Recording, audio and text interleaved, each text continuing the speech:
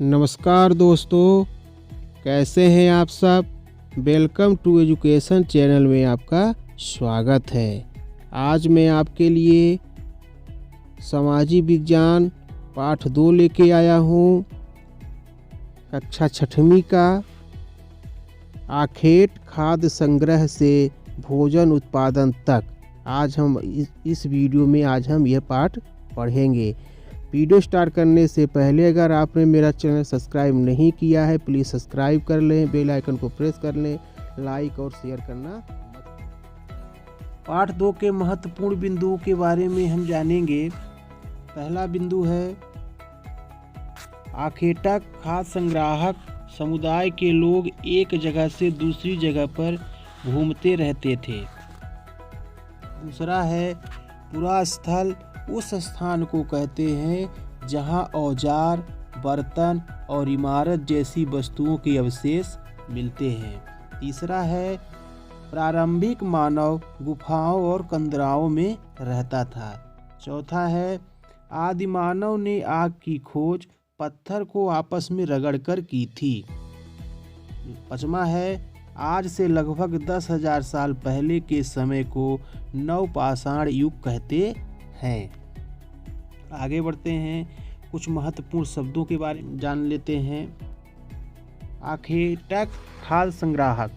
आदि मानव पृथ्वी पर 20 लाख साल पहले रहा करते थे। भोजन का इंतजाम करने की विधि के आधार पर उन्हें इस नाम से पुकारा जाता है।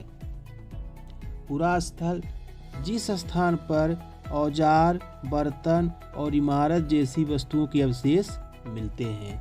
उद्योग स्थल किसी विशेष क्षेत्र जहां भारी मात्रा में सामान का निर्माण होता है उसे हम उद्योग स्थल कहते हैं। आवासीय स्थल आवास घर या आवास जो रहने के लिए बनाया गया हो उसे आवासीय स्थल कहते हैं। पूरा पाषाण आगे ऐतिहासिक युग जब मानव ने पत्थर से औजार बनाए। मध्य पाषाण जो पूरा पाषाण काल और नवपाषाण काल के मध्य आता है। कृषक जो कृषि करता है उसे हम कृषक कहते हैं। पशुपालन जो जीविका हेतु पशुओं का पालन करता है। नवपाषाण युग पाषाण युग का अंतिम युग है नवपाषाण युग। कब्र सबको दफनाने हेतु खोदा गया गड्ढा। महत्वपूर्ण तिथियां मध्य पाषाण युग 12,000 10,000 साल पहले। बसने की क्रिया 12,000 साल पहले। नवपाषाण युग का आरंभ 10,000 साल पहले। मेहरगढ़ की बस्ती का आरंभ 8,000 साल पहले। अब प्रश्नोत्तर पे चलते हैं। पहला प्रश्न है क्या तुम बता सकते हो कि रहने के लिए लोगों ने यह जगह क्यों चुनी। उत्तर है लोगों ने रहने के लिए यह जगह इसलिए चुनी क्योंकि यहाँ उन्हें बारिश, धूप और हवाओं से राहत मिलती थी। दूसरा प्रश्न है आज हम आग का उपयोग किस लिए करते हैं। उत्तर है आज हम आग का उपयोग कई कारणों से करते हैं। पहला है भोजन पकाने के लिए आग का उपयोग किया जाता है। सर्दी से बचने के लिए, प्रकाश के लिए, विभिन्न धातुओं को पिघलाने के लिए, वीरता और उत्साह दिखाने के लिए मशाल जलाकर। और 6वां नंबर है कूड़ा करकट जलाने के लिए।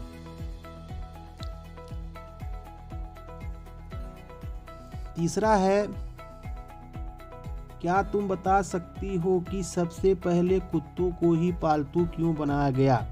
इसका उत्तर होगा मनुष्य पहले शिकार करके अपना पेट भरता था।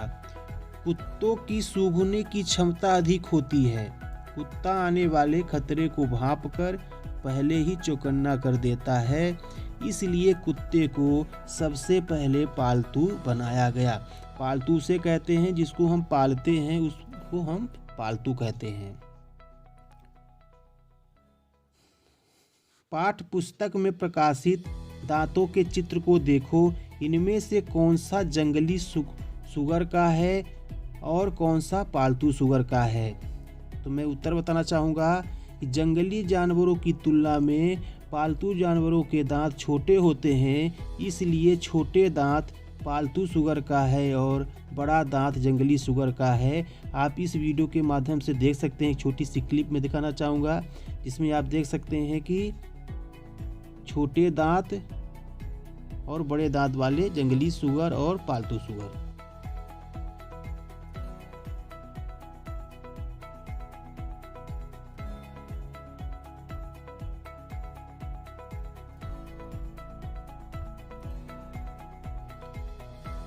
चलिए आगे बढ़ते हैं। 5वां नंबर क्वेश्चन है, क्या तुम्हें लगता है कि शिकारी या भोजन संग्रह करने वाले बर्तन बनाते और उनका प्रयोग करते होंगे? अपने जवाब का कारण बताओ। उत्तर होगा, शिकारी या भोजन संग्रह करने वाले बर्तन नहीं बनाते होंगे, क्योंकि वे भोजन की तलाश में सदा एक स्थान से दूसरे स्थान पर घूमते रहते थे तथा वे इतना अधिक भोजन संग्रह नहीं करते थे जिससे उन्हें भोजन के संग्रह के लिए बर्तनों की आवश्यकता पड़े। चलिए आगे क्वेश्चन के लिए चलते हैं। 6वां है, भोजन के अतिरिक्त जानवरों से क्या क्या मिल सकता है? आज जानवरों का उपयोग किस लिए होता है? इसका उत्तर होगा, भोजन के अतिरिक्त जानवरों से हमें निम्नलिखित वस्तुएं मिलती है। पहला नंबर, जानवरों की खाल से चमड़ा मिलता है। दूसरा नंबर, जानवरों की हड्डियों से औजार बनाए जाते हैं। तीसरा नंबर, जानवरों से सामान ढोने व गाड़ी खींचने का काम होता है। चौथा नंबर, जानवरों से पूर्वानुमान लगाने का भी काम होता है। चलिए, आज जानवरों का उपयोग निम्नलिखित प्रकार से किया जाता है। पहला, जानवरों का उपयोग आवागमन के लिए किया जाता है। दूसरा होगा, जानवरों की खाल से चमड़ा व वस्त्र बनाए जाते हैं। तीसरा होगा, जानवरों से दूध प्राप्त किया जाता है। चौथा होगा, जानवरों का उपयोग मनोरंजन तथा विभिन्न प्रतियोगिताओं में भी किया जाता है। 7वां नंबर प्रश्न है, एक गर्तवास का चित्र बनाओ।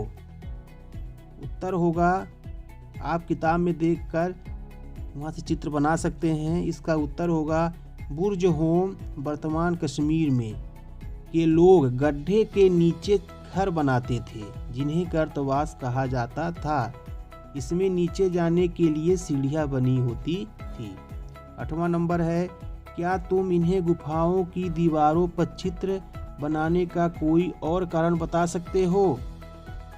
उत्तर होगा, आदि मानव के समय में भाषा का कोई निश्चित रूप नहीं था, क्योंकि वो लोग बोलना नहीं जानते थे। इसलिए वे गुफाओं की दीवारों पर चित्रकारी करके अपनी बात दूसरों तक पहुंचाते थे तथा अपने जीवन की महत्वपूर्ण घटनाओं का दृश्य रिकॉर्ड करने के लिए भी गुफाओं की दीवारों पर चित्रकारी करते थे।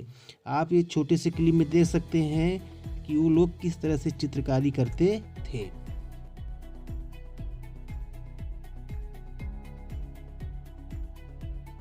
क्वेश्चन, बताओ कौड़ियों तथा सीपियों का क्या उपयोग होता होगा? कौड़ियों, उत्तर होगा, कौड़ियों तथा सीपियों का उपयोग मुद्रा के रूप में गणना करने में तथा आकर्षण आभूषणों को बनाने में होता होगा। आप छोटे से क्लिप में देख सकते हैं कौड़ी और सीपियां किस तरह की दिखती हैं।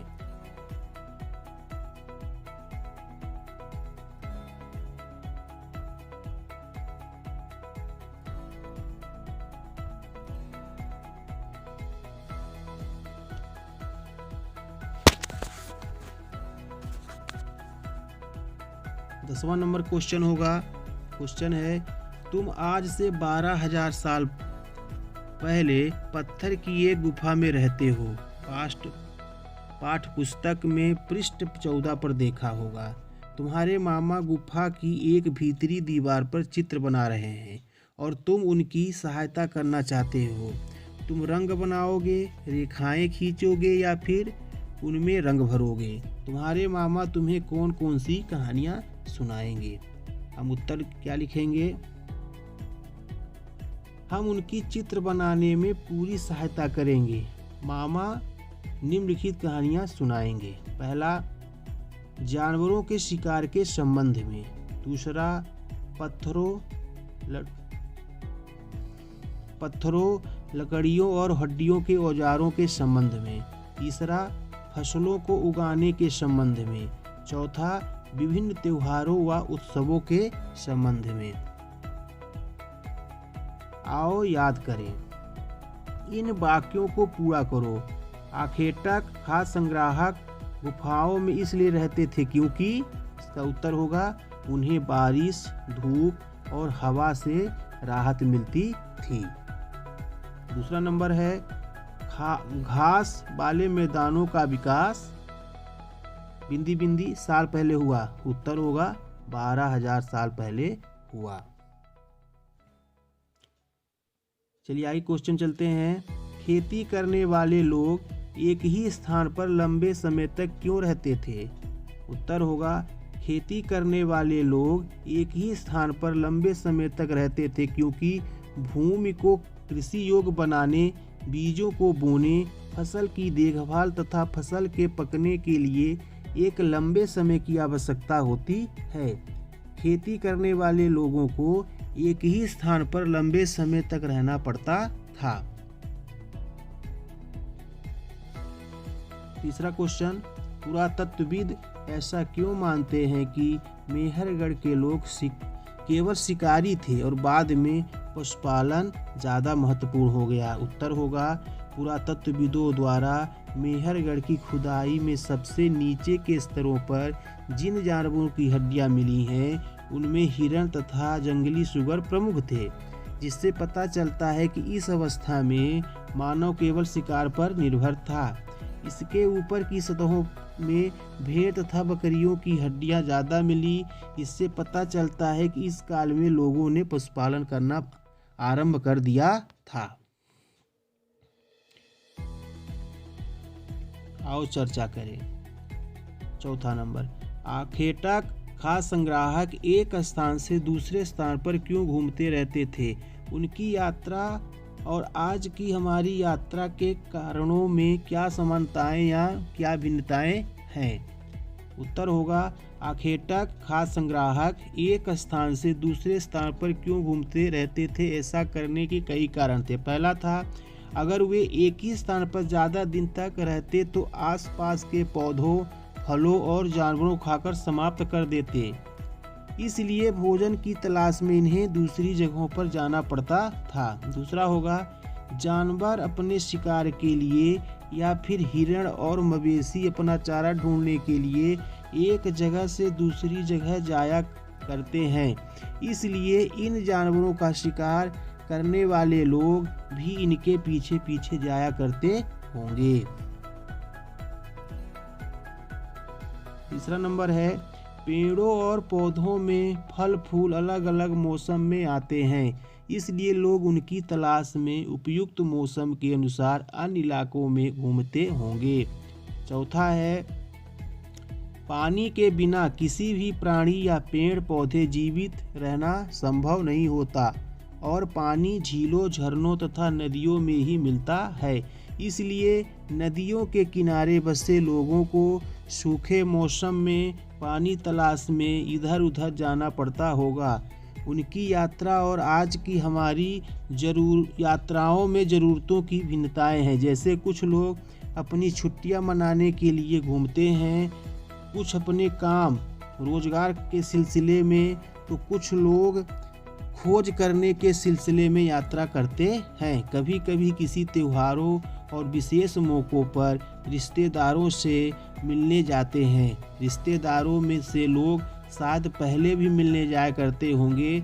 आज के लोग विभिन्न तरह के वाहनों से घूमते हैं, लेकिन उस समय के लोग पैदल ही यात्रा करते थे।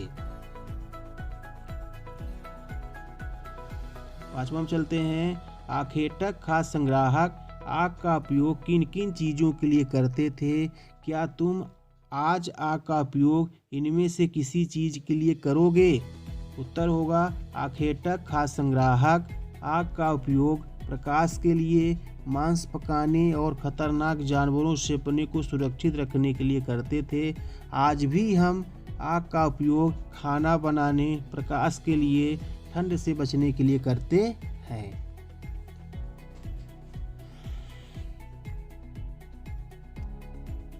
छठवां नंबर है, कृषकों पशुपालकों का जीवन आखेटक खाद्य संग्राहकों के जीवन से कितना भिन्न था? 3 अंतर बताओ। उत्तर होगा, कृषकों पशुपालकों का जीवन आखेटक खाद्य संग्राहकों के जीवन में अंतर। यहाँ पे आप देख सकते हैं सरल क्रमांक लिखा है, कृषक पशुपालक का कॉलम है और आखेटक खाद्य संग्राहक का कॉलम है। पहला होगा कृषक पशुपालक का, कृषक पशुपालक एक स्थान पर रहकर स्थिर जीवन जीने लगे थे। आखेटक खाद्य संग्राहक भोजन की तलाश में इधर उधर भटकते रहते थे। दूसरा होगा, कृषक लोग पालतू जानवरों और अनाजों के रूप में भोजन संग्रह करते थे। वे लोग जंगली जानवरों के मांस पर निर्भर रहते थे। तीसरा होगा, भोजन संग्रहण के कारण कृषक पशुपालकों को भोजन आसानी और निश्चित तौर पर मिलने लगा। आखेटकों का भोजन निश्चित नहीं होता था। छठवां नंबर का प्रश्न है, ऐसे 2 काम लिखो जिन्हें आज महिलाएं और पुरुष दोनों करते हैं। 2 ऐसे काम बताओ जिन्हें सिर्फ महिलाएं ही करती हैं और 2 वे जिन्हें सिर्फ पुरुष ही करते हैं। अपनी सूची की अपने 2 साथियों की सूचियों से तुलना करो। क्या तुम्हें इनमें कोई समानता या भेद दिखाई दे रहा है? उत्तर होगा, महिला और पुरुष द्वारा किए जाने वाले कार्य। पहला, झोपड़ियाँ बनाना। दूसरा, औजार बनाना। अब हम पढ़ेंगे कि महिलाओं द्वारा किए जाने वाले कार्य। पहला, अनाज कूटना और पीसना। दूसरा, फसल काटना। अब हम जानेंगे पुरुषों द्वारा किए जाने वाले कार्य। पहला, जानवरों को झुंड में चराना। दूसरा, शिकार करना।